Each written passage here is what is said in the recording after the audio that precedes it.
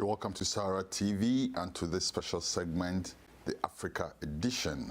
This is a segment where we look at stories across the continent and try to bring some sanity, if you will, to the topics that we read in the news. With me to do that in the studio, our very own Rudolf Okonwo, and to his left, Declan Galvin, who's the editor for Sahara Reporters. You're welcome, gentlemen. Thank you, Kwesi. Okay, so we'll be looking at a few stories from some newspapers and websites from across the continent.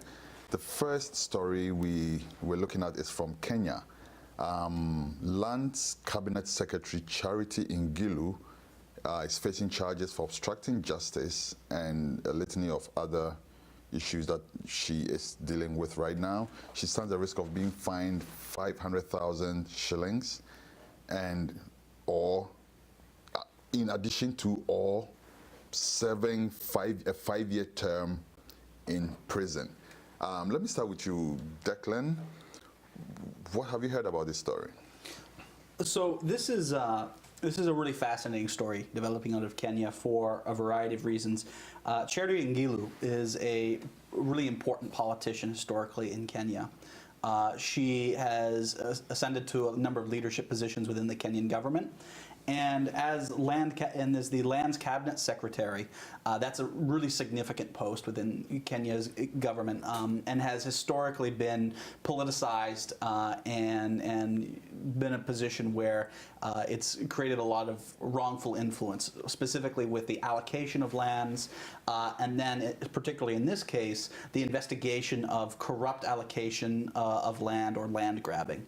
And so actually what's really interesting about this story is they're actually putting somebody that the courts in Kenya are placing a lot of heat under a very powerful politician, a cabinet secretary, for essentially obstructing investigations from the Ethics and Anti-Corruption Commission in Kenya.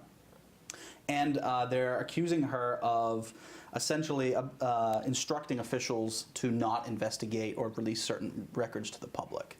And so this is a really important moment that oftentimes will happen in some countries, but it never follows through, right? So it's unlikely historically that she'll be brought to book, so to speak. But I'll be getting to you back in a second to throw more light in how she actually finally got charged. But before then, let's hear what Rudolf has to say about the story. No, I find it very interesting that some countries in Africa are actually discussing things like this. In Nigeria, nobody cares. The issue, the way we, no, seriously, looking at what we're doing here, I wish people will have the chance to read some of these stories. For me, as a Nigerian reading them, it's fascinating how democracy works in other countries compared to our own country, Nigeria. And maybe I'm thinking either they are way advanced or they are maybe behind us. Like maybe these were things happening in the 60s in Nigeria. But now we are behind in terms of how we approach things, because someone who is in charge of land allocation in Lagos or in Enugu or in Abuja, nobody, they do what they like. Corruption lives in those kind of ministries, and nobody ever hears about them being called to answer questions. Not to talk about a minister being called to answer questions. I mean, we had Stella Odua in Nigeria who bought cars and nothing happened, So it's amazing. I think I'm inclined to believe that they are way advanced than people are in Nigeria. Seriously. That's an interesting thought. How did she finally get charged? Because she initially obstructed, the process from going through. How did that turn around? This has essentially been. I think that the way to look at this is through politics within Kenya, and I think that she's fallen out of favor with some politicians. And I would like to kind of piggyback off of what Rudolf said and point out a couple of the things. It says in this, again, this was an article from the Daily Nation out of Kenya. It says, Ms. Ngilu's day in court was not without drama and a political connotation by CORD. CORD is one of the opposition parties in Kenya. Co-principal Kalonzo Musyoka, who is a really powerful politician as well.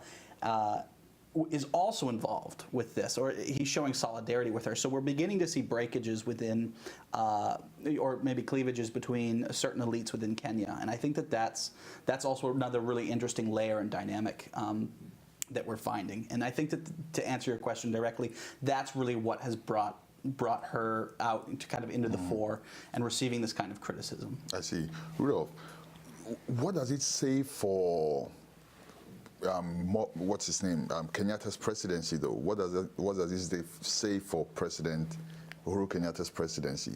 He seems to have a bit of goodwill, if you like, from people outside of Kenya and even within, and has this reputation as somebody who seems to be on track. What does it say for him? Well, the fact that they are doing something about this is a plus, I think. For the government agency that is in charge of making sure that people are held accountable, the fact that they are moving on it, I think is a plus. I think also that this is common in Kenya. There are many cases of corruption in Kenya that comes up every now and then, and they try to address it, unlike many countries. And I didn't see, from what I read, any intervention by the president to stop this from going ahead. So that I think is a plus. But also I see all the ethnic dimension to that, and the fact that they were able to do the kind of thing we see in Nigeria sometimes. If you have a popular politician who is being tried, and you have people that will come to demonstrate from his village, from wherever, the party or the village or the ethnic group, to support that politician. So that is something we have in common, I think, with most parts of Africa. Okay. Yeah. Quickly, before we move on to the next topic, do we know if this person is an ally to President Kenyatta? So I think that initially Charity was in his cabinet, right? So she was kind of brought into that fore, but she was she's one of 5 cabinet secretaries which have been suspended due to corruption investigations. And so that's an important thing to point out. I also kind of want to answer, or at least address the question you just asked, Rudolf, in terms of like, what does this say about Kenyatta's presidency? Yep. From my perspective, he's had it's been very chaotic, and so he'll do things like suspend major political figures for allegations of corruption, but then he'll also arrest and detain Somali minority groups in the country and just warehouse them in Nyayo Stadium. And so you find that his regime has right when you think that maybe they're going on the right track, then they're going to kind of oscillate, and then they'll take this other very extreme stance. And so I think that there's a lot of I wouldn't say that this is indicative of his regime, or that this is something we can look forward to in the future. There's just too many nuances to generalize like that. Interesting. So let's move on to the next subject, the next topic, which is we're moving to Gambia now. Health Ministry Permanent Secretary Macky Tall is out of the country, and there's a whole lot of murkiness, if you will, surrounding his exit from office, and then surfacing in the UK. Many people did not even know he was in the UK till recently. What's going on there? Rudolf? Now, that one is a very funny story. As a Nigerian reading this story in the Gambia, and they said that the man left, and that one of the complaints was that the official car assigned to him continues to be used by the family, and they continue to fuel the car with the government money, taxpayers' money, and the guy is not there to run the affairs. So that is a problem for them in Gambia. I'm like, what? That is the problem? Can you imagine that in Nigeria, a minister went to the national stadium, he's the minister of sports, and he needed to throw a party, and he needed a generator, because we don't have power. He went to the national stadium, took the generator for the national stadium, took it home, and set it up for his party, and nobody complained. I mean, life continues. So they are complaining about cars. Do you know that in one state, this governor left, and 22 government vehicles disappeared? They happened to be, they were taken by the wives of the governor. It was on Sahara Reporters today. Yeah. It's in the headlines. So why are they complaining about fueling a car? What? This 22 cars. 22 cars. When the governor's wife decided that we need this. 1, 2, 3, 4, 5, 6. Well, remember those cars were divided up between his 5 wives. I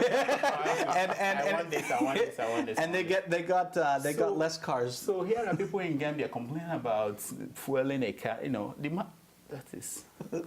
I think also that this story speaks to where we got it from. We got this from the Freedom newspaper, which is published in exile. He's a Gambian national who publishes out of, I think, North Carolina.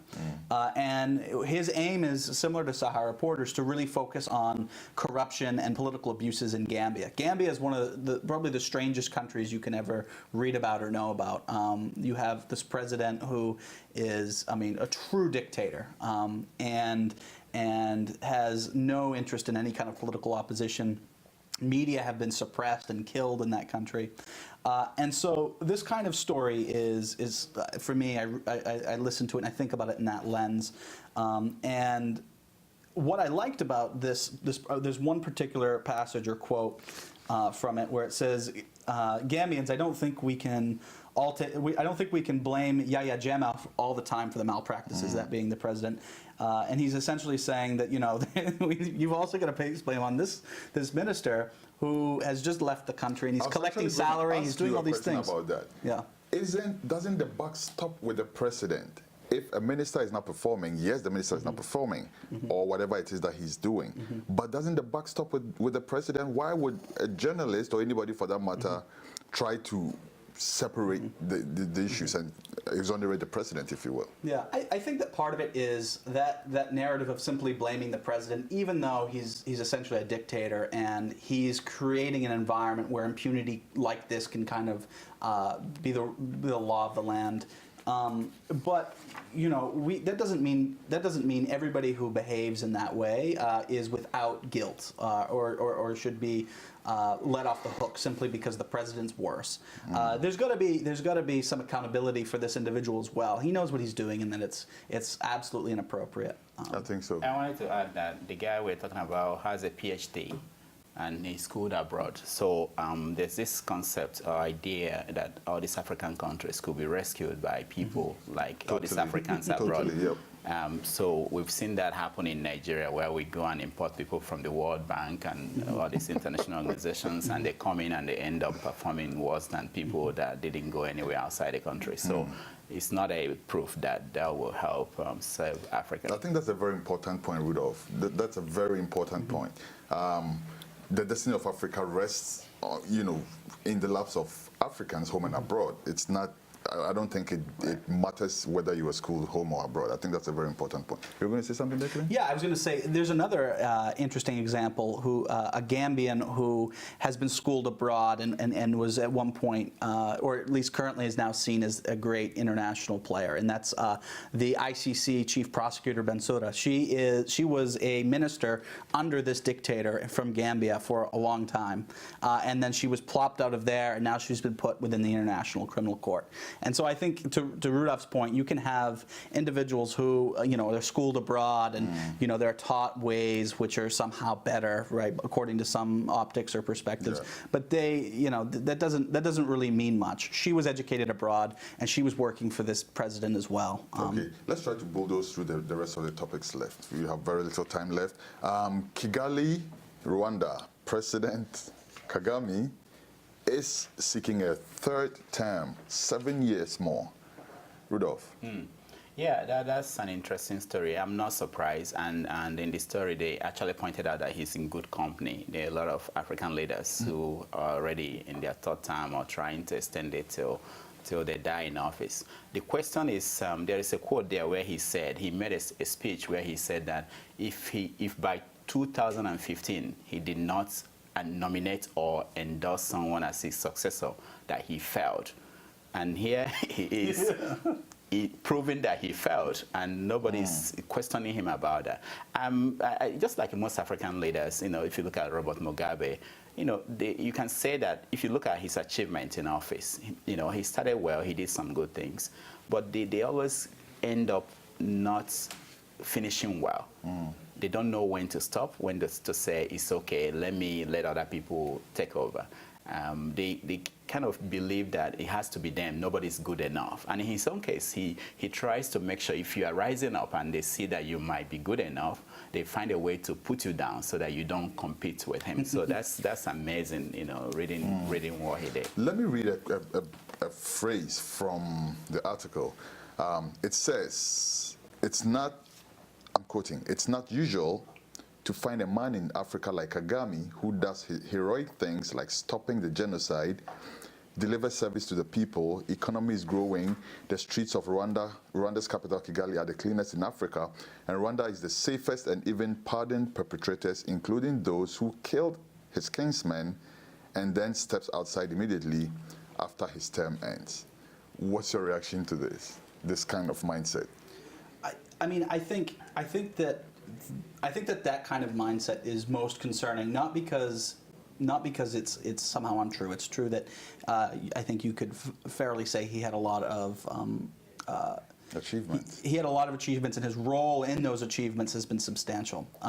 My issue is that they're not actually looking to the future. And so when you have somebody, just because they've had all these successes, thinking that they have earned the right to continuously stay in power, creates a political culture and a governance culture which is ultimately going to begin decaying, and it's ultimately going to begin creating the problems and unraveling those achievements. And so that's always my concern when I hear those examples. And I get, it's true, he's done incredible things, or he's been the steward of a country which has achieved incredible things, I think is the better way to put it. But that doesn't mean he's earned his stay forever. Okay, Rudolf, let me play the devil's advocate here and ask this question, which I've heard people ask several times over. Why change a winning team? We are admitting, even here, that Paul Kagame has done remarkably well, at least in comparison with some of his compatriots. Why change him? Is it just to fit in with a certain status quo? What is it? That's a good point. The fact is that it's a winning team doesn't mean that the team has not done a lot of bad things. So the longer you stay, those bad things will continue to grow and haunt the winning team you have in place. So for instance, he's been suppressing freedom of speech. In the story, it talks about freedom of speech making one step forward and then you have 5 steps back. Okay, so what it means is that if you do a combination of that over years, it becomes unsustainable. You cannot hold people from competing against other people for positions of power. If by holding them, you have to suppress their rights, you have to get people killed, people disappear. By the time you stay there for 20 years, if you let 10 people disappear every year so that you'll be there, by 20 years, that will be about 200 people. And it starts getting to the point where people will resent you. And so whatever you think you are accomplishing, in fact, the way to look at it is that the longer you stay, the more you find yourself. But there's a proverb in where I come from that you cannot, if you want to hold someone down, you have to be there to hold him down. So if this year he's holding one person down, next year he's holding 2, so that he will remain in power. By the time he's there for 20 years, he may have his hands all busy holding a lot of people down, that he will not accomplish anything anymore. And I think that's what is happening in Zimbabwe and most of this country, Uganda. And the fact is that Togo, the fact is that it's difficult for him to think outside that box because everybody around him are the same. They are all staying there. They have no intention of leaving. So I'm not surprised. Or they're probably just praise singers. And one thing we're running out of time, is fast spent, but there's one more topic I want your quick reactions on before we leave. But before we do that also, I'd like to read something that Paul Kagame said, which I find rather amusing. He said, "I would be very happy for a woman to succeed me," whatever that means. No, but yeah, that's a good point because there were women who were getting into positions to succeed him, but he makes sure that they don't continue to exist in that position so that they won't compete against him. So I don't think he meant that. Okay, all right. So in rounding up, let's look at the South Africa story where during the AU summit recently, there's a story going around about Jacob Zuma and his ministers plotting to grant al-Bashir safe passage out of South Africa, even though they had a warrant from the ICC to effect his arrest. What's going on? What have you heard, Declan? I mean, I wouldn't say that there's a plot. I would say that they were successful in doing that and that the evidence is there. So they even published a gazette which said all AU delegates enjoy immunity while they're here. And that was in direct response to what they heard was murmurings from certainly the human rights and legal community in South Africa and a diplomatic cable from the Netherlands embassy saying, Bashir has a warrant for his arrest. You signed the Rome Statute, which means you're part of the International Criminal Court, and that obligates you to arrest him. And they saw to his safe passage out of the country. I really wish we had time to delve deeper into this subject because there's so many questions that are unanswered for me. But Rudolf, before we go, a couple months ago, there was an African Leaders Summit here in the U.S., in Washington, D.C. We actually spoke to one person who was attacked on the streets by bodyguards of Kabila, President Kabila, brutalized him. He lost 60 under the glare of the U.S. police. We tried to follow that story, and the response we got was that Kabila was the guest of President Barack Obama, and therefore he had the immunity. Isn't it the same thing we're dealing with here? No, it's not the same. In this case, the bigger question for Africa is, did we make any mistake in signing up to the ICC? And if we think that it's not fair, what are we going to do?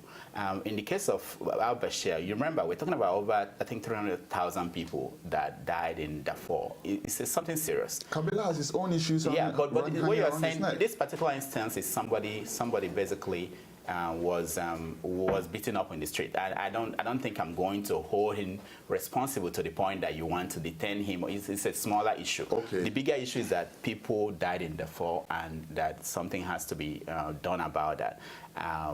How we do it is a different thing, you know. So I think it's totally different. And I think South Africa maneuvered its way. I don't think it's fair, really, for them to say, I invite people to come to my country and then I'm going to arrest them. So that's really a different issue. It's a lot of things. I'm definitely going to ask the producers for more time on this segment, if that's possible, because there still are issues that are begging to be discussed. However, Rudolf, just to have a quick point on what you said, though, the issue was not about the guy who got beat in the street. It was about his record, his human rights record, and all of that. But there's no ICC indictment. Okay. So you see, if you're talking about, I'm not saying that he's a good guy, but there's no indictment. So if there's no indictment, there's no warrant for his arrest. Unlike Bashir. So follow Rudolf it's a little bit different. Twitter at Rudolf Okonwo. No. The discussion continues over there. Thank you very much for watching this segment. Next week, God willing, we'll be here again with more updates from the African continent. SaharaTV, keep watching.